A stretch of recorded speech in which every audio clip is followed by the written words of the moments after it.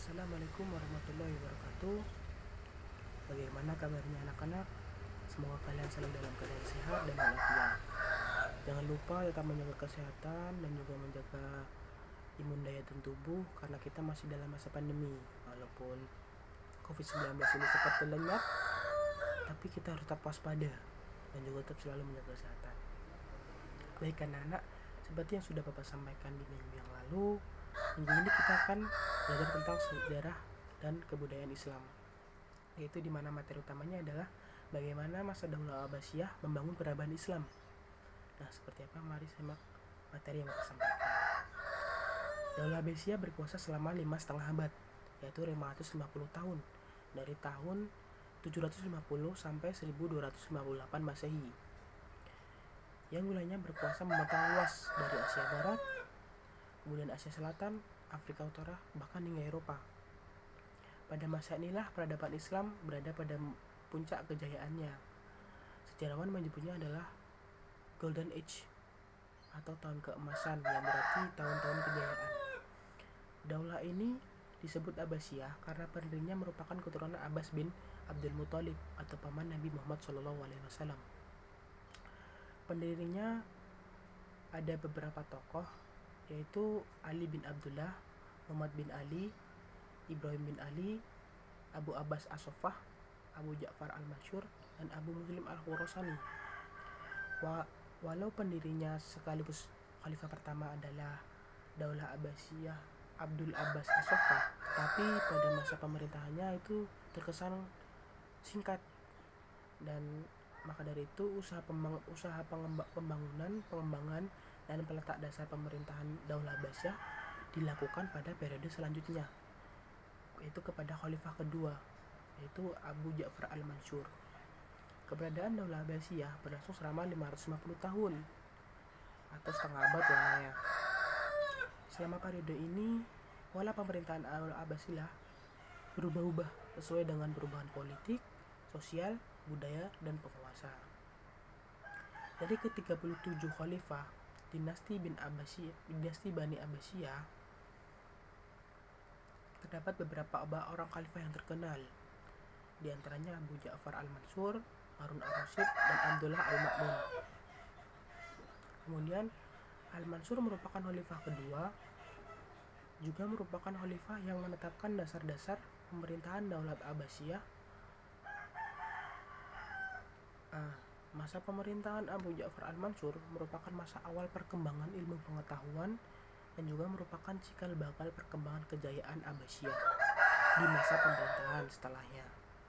Kota Baghdad yang dibangunnya menjadi ibu kota dinasti Abbasiyah, dan selain merupakan pusat perdagangan juga kebudayaan dan ilmu pengetahuan. Jadi kota Baghdad itu merupakan ibu kotanya Daulah Abbasiyah, negara Daulah Abbasiyah pada waktu itu.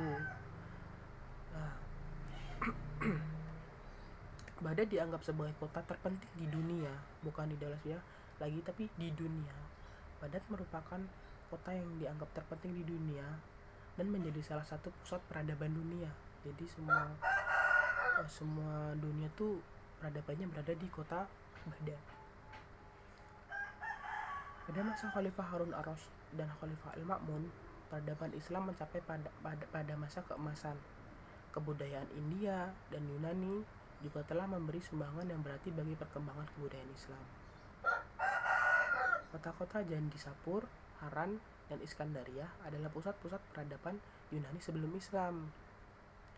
Setelah Islam datang, tradisi keilmuan Yunani terjaga, bahkan mengalami perkembangan yang semakin pesat. Beberapa sastrawan dan budayawan yang muncul pada masa itu adalah Ibnu Maskawiyah dan Al-Kindi.